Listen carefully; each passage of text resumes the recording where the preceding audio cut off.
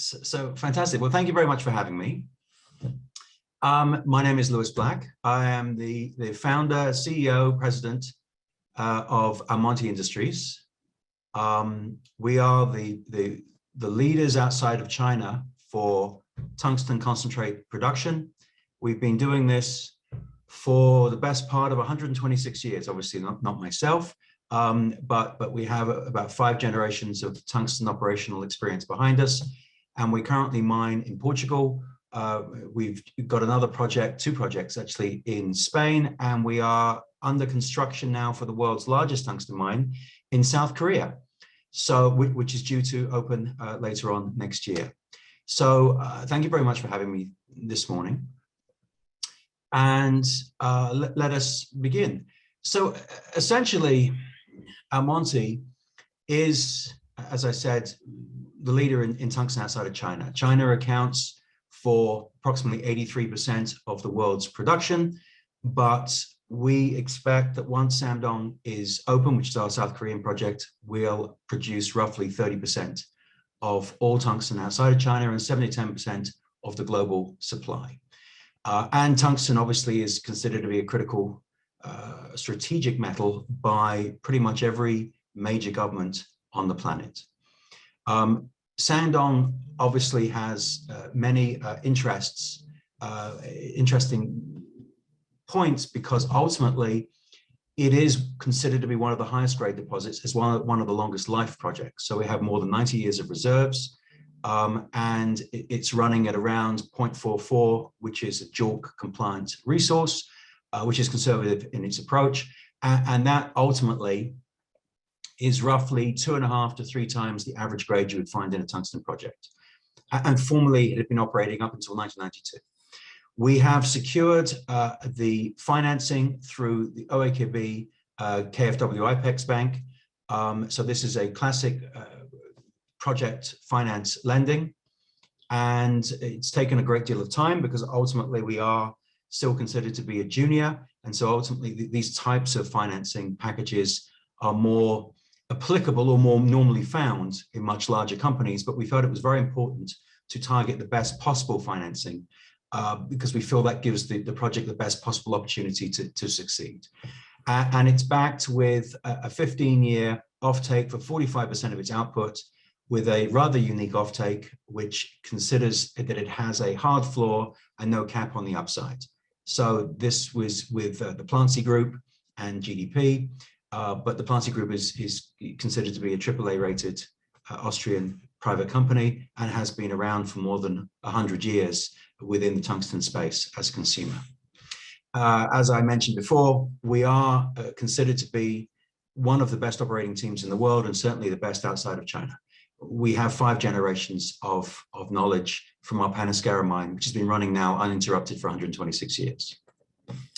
And the final point is, given that we are working with KfW IPEX and obviously the Austrian Development Bank, OAKB, there has been a very strong focus on ESG to bring it into the 21st century in our approach in South Korea, as well as our other projects now that are all now currently being updated. But this means that we have a project that is a standalone within tungsten in terms of its compliance, as well as the fact that one of the factors is that we have the opportunity to go to carbon neutrality, as all of our power currently comes from renewable sources in country in Korea.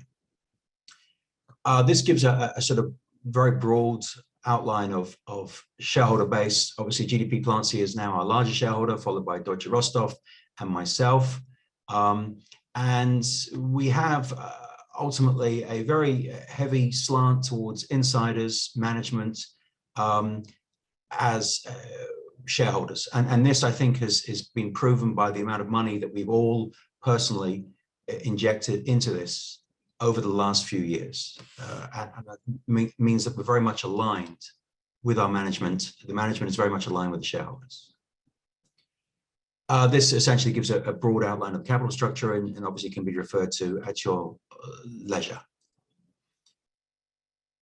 So in a nutshell, and I'll be brief because we can talk all day on Samdong, this project is quite unique. It took us many years to acquire it because ultimately it is the most coveted project within our sector. It formerly was the largest tungsten mine in the world. It's in obviously a very safe jurisdiction. And it is quite an extraordinary deposit.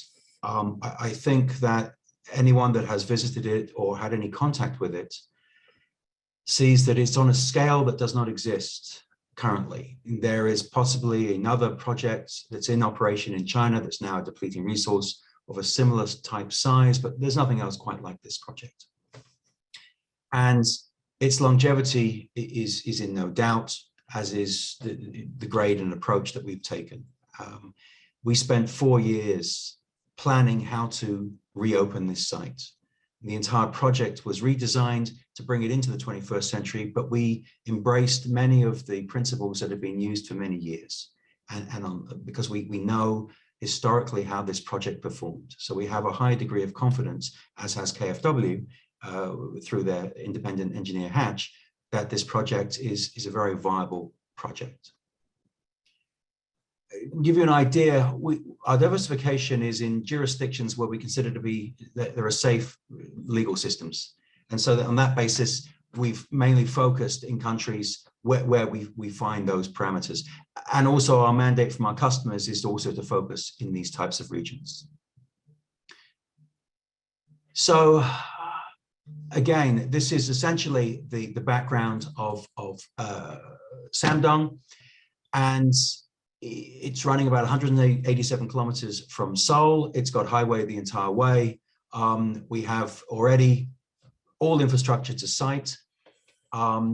We've published a 43-101 and more recently a JORC resource. And I think these numbers really speak for themselves. What's important to all shareholders is the cost curve. So ultimately you have to compete with China, given that they are predominantly the 83% of the market. And Samdong fits in the lower end of the bracket, given its grade.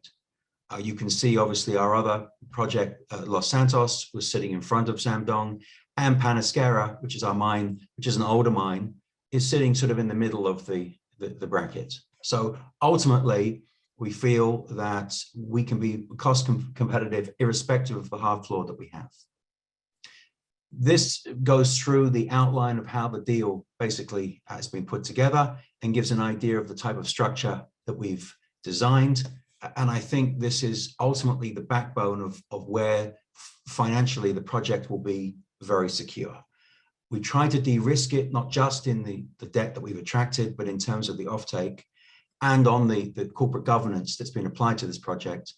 It was important as operators that we had a blank sheet and that we could spend the time that we needed to put together the deal that we felt was best operationally and also for shareholders, given how large shareholders that we all are.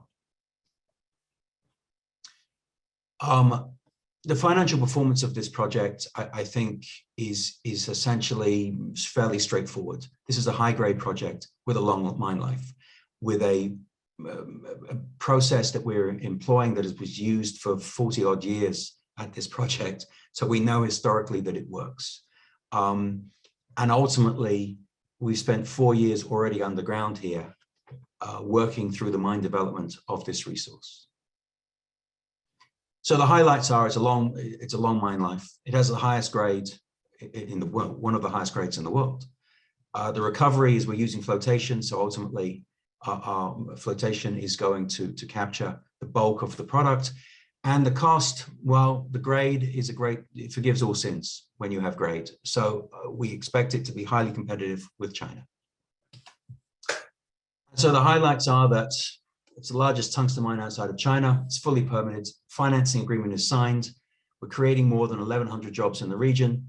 We have the potential to increase our output from the 45% that the original commissioning date will be, the commissioning design will be done.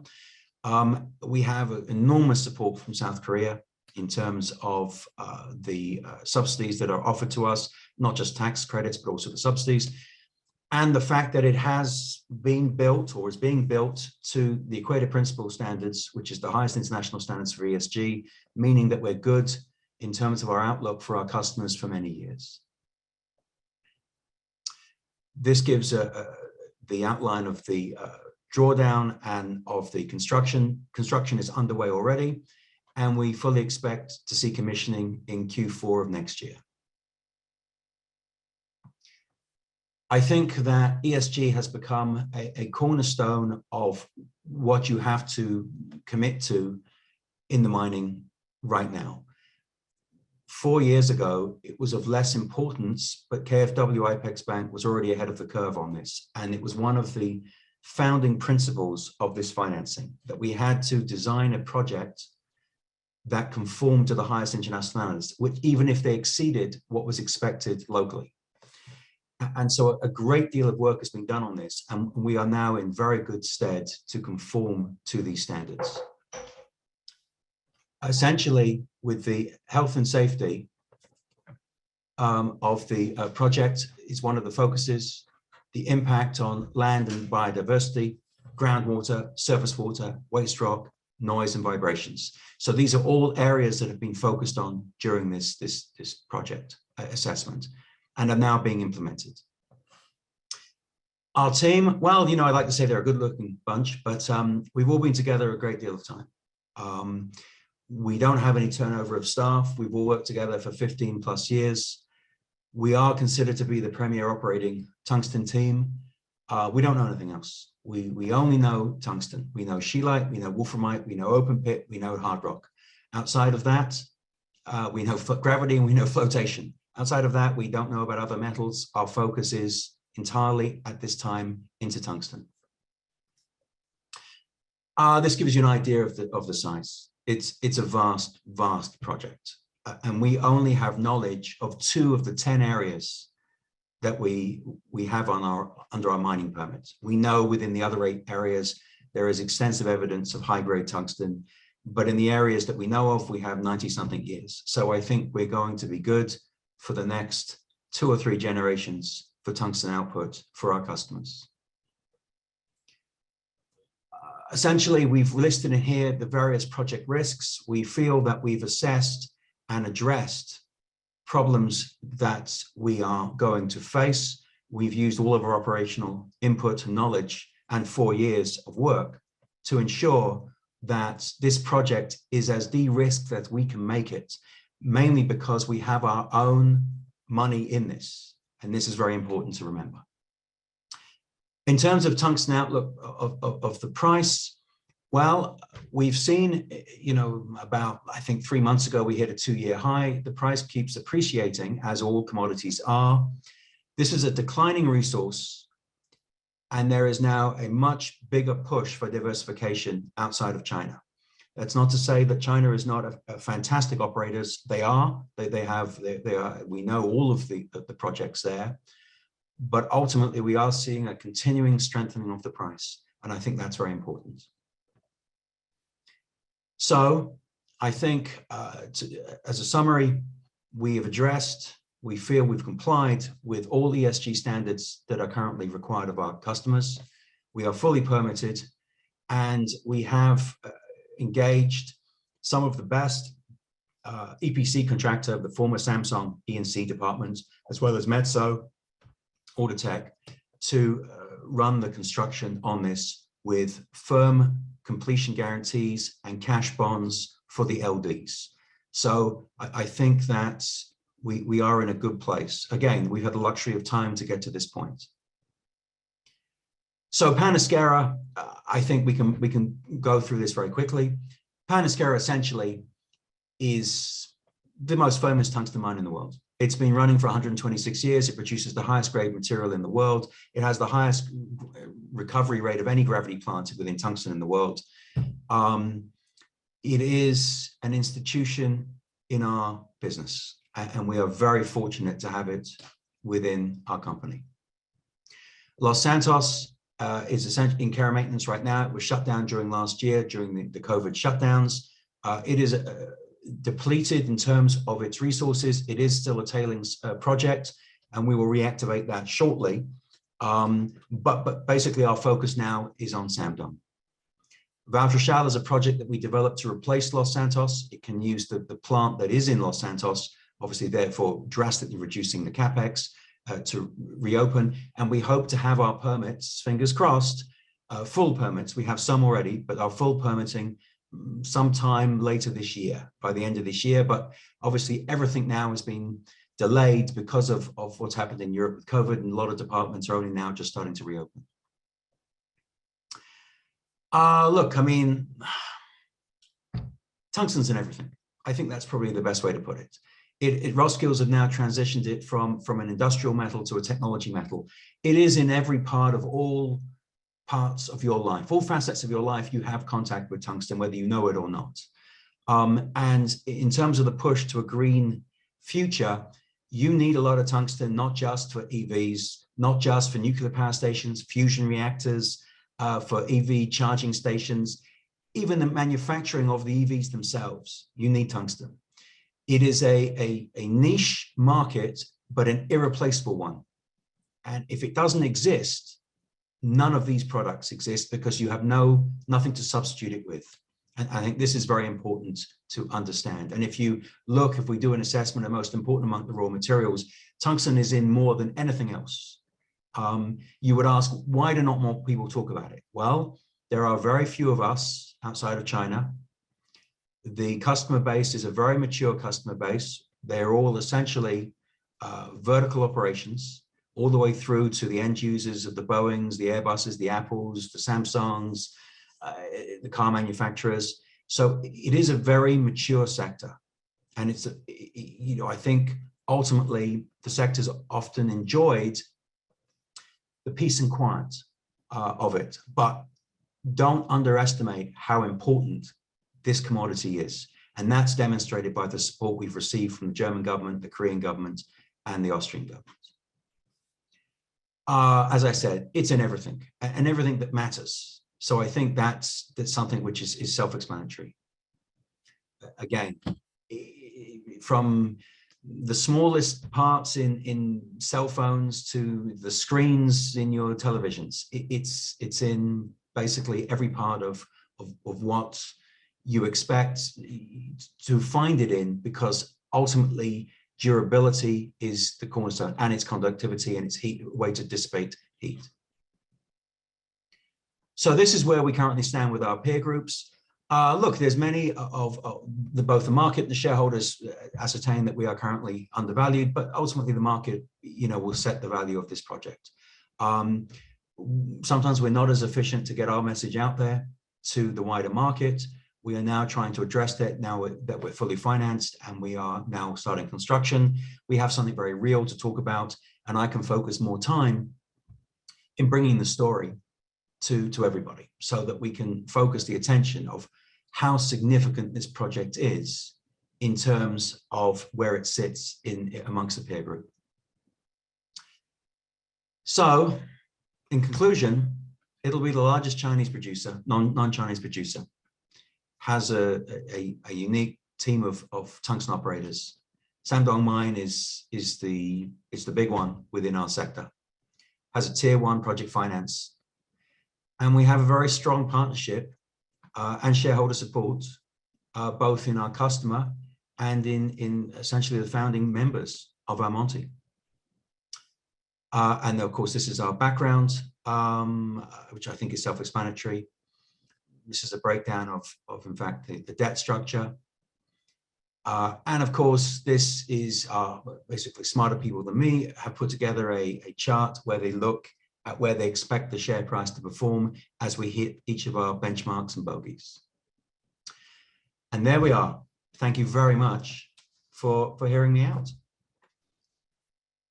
Great. Thank you for the presentation. We have quite some time left for questions. So I do apologize. I think if you can't do something in 20 minutes, it's not worth doing in terms of presentation. Well, try building a whole mine in 20 minutes. Well, I wouldn't go that far, but in presentation, I think it's fairly straightforward. When you have something which is as significant as Samdong, I don't think you need to spend an awful lot of time trying to convince people. All right. right, perfect. Just a reminder to the audience, you can ask questions via the chat or the Q&A function. The first question already came in. Have all the requirements been met in order to draw down the loan, or has it been confirmed by the KfW? And when can we expect the completion of the reserve report according to York? Those are the first two questions. Well, I can see actually, let me answer the second one first. He's asking for the JORC report on the Molly project, because obviously we don't touch upon our Molly project within this within this particular presentation. The Malignant Deposit is again a vast high-grade deposit that sits around about 150 meters below our tungsten project. We own it. It's permitted under our existing permit for tungsten. It's now being drilled. We would expect that toward the end of this year, if everything goes according to plan, which sometimes you hope it does, because we're trying to also construct on surface, so that there are a little bit of pushing and shoving between the two groups, that we would expect to have a JORC compliant resource ready by the end of the year. The good news is with this molybdenum deposit is that we have easy access through our existing infrastructure. And that will certainly make it much more cost effective to reactivate, to open. As well as the fact that we have, I mean, remember, Korea has the highest capita consumption in the world of tungsten through the semiconductor business, but it also is the third largest consumer in the world of molybdenum through the shipbuilding and steel business. So we have very active customers on surface for both these products. But yes, we are looking to push for this JORC toward the end of this year. In terms of the loan, we have one remaining CP. That's it. Once that CP is met, we can draw down. This CP, in fact, is nothing to do with us. It's actually between the Plancy Group and KfW. All the conditions have now been agreed upon, and now the lawyers are doing what they do best, which is spend an extraordinary amount of money to produce a vast amount of documentation, at which point we can then be issued from the bank the letter saying that all CPs have been met. So I would, in answer to your question, shortly, we will be announcing that the loan can be drawn down. But as I said, we've expended over nearly $17 million already on the project against project cost. The work has been underway now in full for the last 3 months. So we haven't lost any time while we complete this CP list. And the CP list, just so everyone knows out there, is 17 pages of CPs. It's been a miserable, miserable journey. But we're down to the last single one, and that has now been agreed as of Monday. So at that point, we can now move to full drawdown. All right. Then the next question, at the current tungsten spot price, what would be the Sangdong gross margin be? Well, you know, this I'm happy to share. Obviously, you know, before you make agreements with banks and you have to, you know, plead poverty, to get the best possible deal, I would say at the current price, you're looking somewhere in the region of 37% margin. All right. And why was the mine originally shut down? It was shut in '92 because in the mid to late 80s, China arrived with vast amounts of tungsten that was very cheaply priced. And ultimately, most mines, well, in fact, all mines, except for Panasquare, shut down, because the price just collapsed. It was really the cornerstone reason why, with this mine, I really insisted and really desired a hard floor, because I don't want that to ever happen again. I want to know that I have a downside protection, that hard floor will give me enough money to meet my obligations and make 10 to 12 million a year in free cash flow if that ever happened again, which I don't think it ever will, but that's why it shut down. Like all tungsten mines, the entire sector was wiped out in the late 80s, early 90s. All right. And does the local population support the construction of the mine? Well, under ESG, if they didn't, we couldn't build. And so ultimately the community is involved in the construction. They are working for the contractors. Some of them are working for the contractors through the build, but this town exists, was built for this mine. It wasn't that the mine arrived after the town arrived after the mine. So in the old days, back in the 60s and 70s, there were 40,000 people living in this town, all working at the mine. So the population that live in the local community all have strong ties to this project, just as they have in Portugal at our Panasquare project, where the village Barroca Grande was created to service the mine. It is the same in Korea. All right. And how much of the planned drilling on the Malignant Deposit have you completed? We're probably about halfway through, but I have to go and check. To be honest, we have a deadline that we have to meet, so I don't know the precise percentage that we've completed, but ultimately it is a process. As they drill, they essentially test, they do all the assaying work. But again, I've been informed that we're still looking end of this year for the JORC resource. That seems to be realistic. All right. And do the Panasquare and the Spanish mines require substantial capex investment in the future? No. I mean, Valtrachal, when we open, will need somewhere in the region of $20 million to open a mine that would cost you probably close to 70, because we're going to reuse the plant in Los Santos. But ultimately, that will all be funded in-house. We won't be looking to expand our share base for Valtrachal. The most important thing is that we get Sangdong up and running. Valtrachal will follow behind at some point at the request of one of our customers who would like or prefers to have access to European material, given right now there is all kinds of dramas with shipping. I think they feel more secure being able to run the material around Europe. Okay. And are there any issues finding labor? In South Korea? No, I mean, it's not a huge mining country, but what we do find is there's a very extensive tunneling business.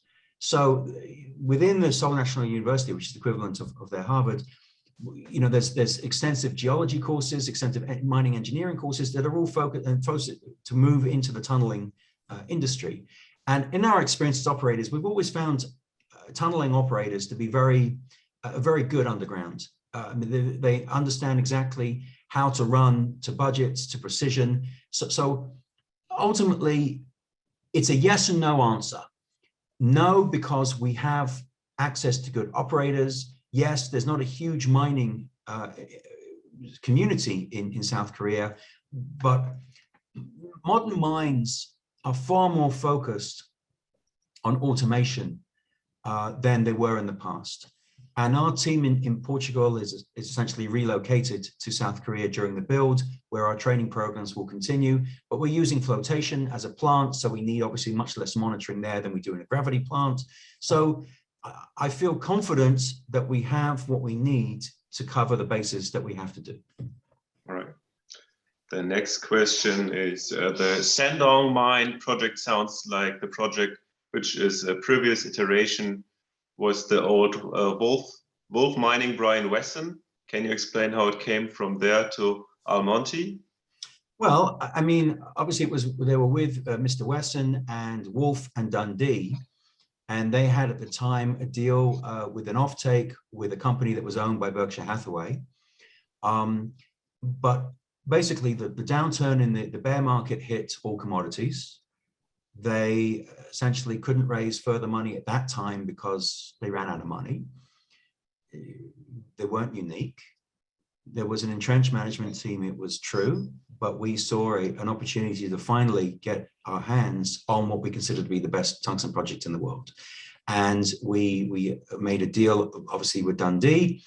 And then we had to choose. Do we stay with the group that Mr. Wesson had negotiated with, or did we move to who we worked with for years, which was the Plancy Group? And we know that the guys that Mr. Wesson had to deal with, and they are a great operator, it's a great company as well. But essentially, we took advantage of a bear market where all commodity stocks and all commodity companies ran into a little bit of trouble. It was a small window, and we took it to get what we consider to be the best. And I was very happy that we made that decision at that time. Perfect.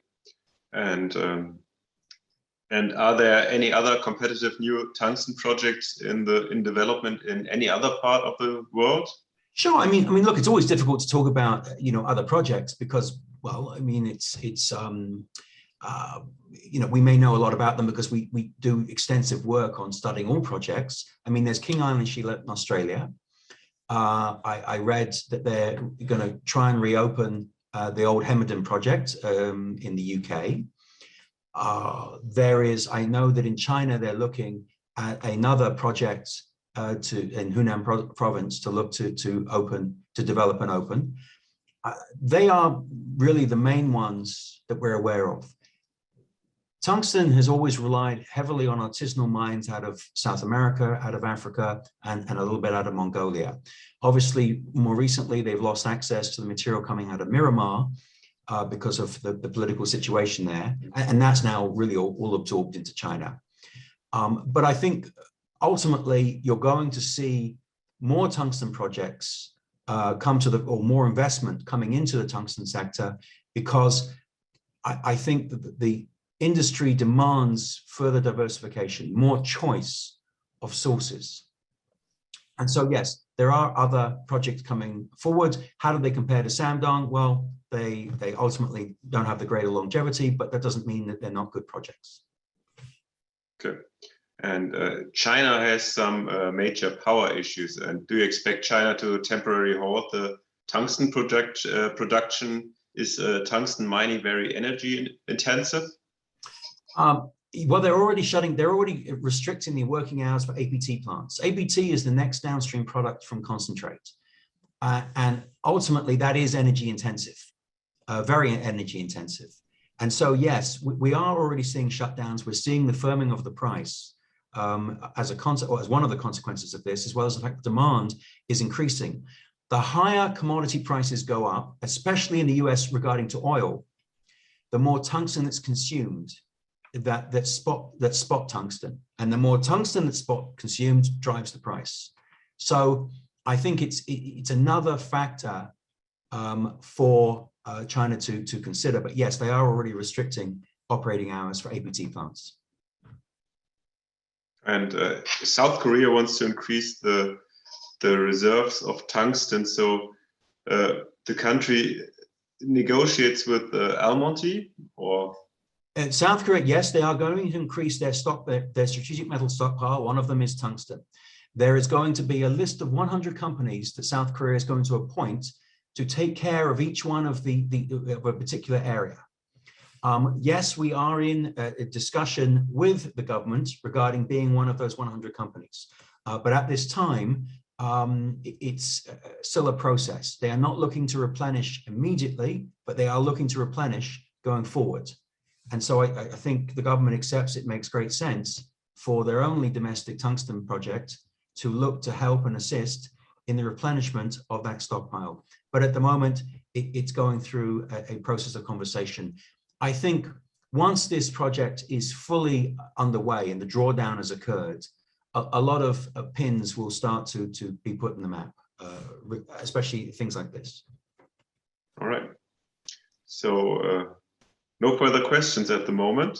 I mean, you answered quite a lot. So how did we do? Do we have a good number of questions, or? I think you had the most questions so far. Well, that probably means I was not clear on my presentation. That also means a lot of interest. Okay, that too. I'll look at the glass half full. Thank you very much, Matthias. Thank you. Thank you for your presentation. Thank you very much. Are you all good, gentlemen? Anything else, or ladies? Anything else? Oh, just another question just came in. Prices are increasing over many sectors. Has Almonty app prices a guarantee from Metso? Well, you're absolutely right. The prices are escalating quite dramatically. The good news is that we actually pinned down Metso on their price earlier this year, back in January.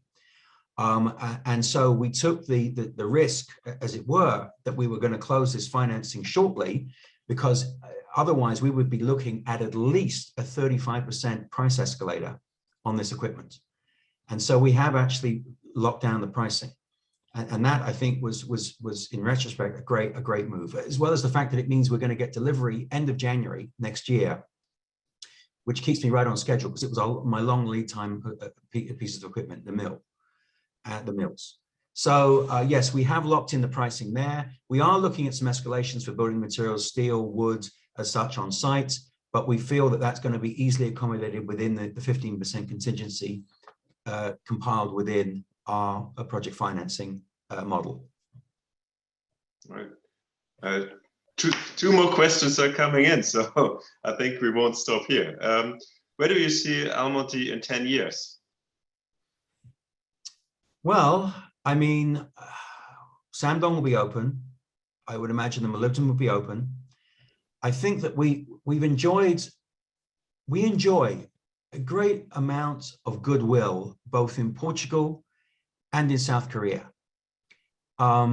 We've always acted correctly in Portugal, and obviously the Panasquare mine has a great reputation. And this is a country which holds, I believe, 10% of the world's reserves in lithium, for example.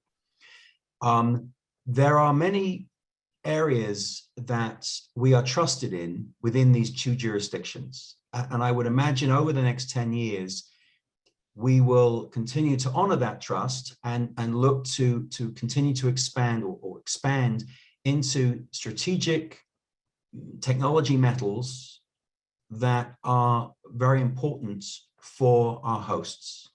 And so, yes, I would say in the next 10 years, we will see Panasquare spread its wings into where the rare earths, lithium within Portugal, and in South Korea to focus into metals such as titanium and such as rare earths, which are also consumed voraciously locally. So I think growth is going to come not just from the tungsten as we expand the tungsten mine, but also from the moly, but also from the goodwill that we enjoy in both these jurisdictions. All right. And is a buyout of Korea Tungsten possible? How do you mean a buyout? Would we sell it? I just kind of repeat the question. So I'm not sure. Maybe the person who asked the question. I think if someone's saying, are we married to Samdong?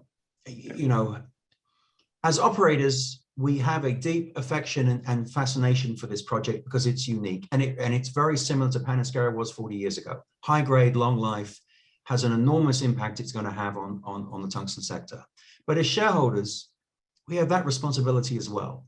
So, you know, ultimately you would like to think that you have a project, you build the portfolio, you start generating revenue and earnings, and therefore dividends, and you receive a great income from that. But ultimately, as we did with Panasquare the first time we owned it, somebody came through the door and offered essentially, you know, what amounted to 40 times return on all of our investment we sold. And I don't think Samdong would be any different if an offer came in that shareholders supported. And I'm not just talking about management teams, and I'm talking about shareholders. If they support it, we would have to look very seriously at that. We cannot let emotion or affection judge our, you know, cloud our judgment. We are shareholders and we work for shareholders. Okay. Now we have finished all the questions. Great. I guess. Okay. Thank you again. I think you answered them all great. So yeah, thank you for your presentation. Much. Thank you very much, and thank you for having me. It's been great. Sorry about my phone ringing during it. Nothing I could do. I didn't hear it. Oh, I could. It was driving me crazy. So anyway, all right. Thanks, Mario. Thank you very much. Thanks for Tess. Thank you. Take care. Thank you very much.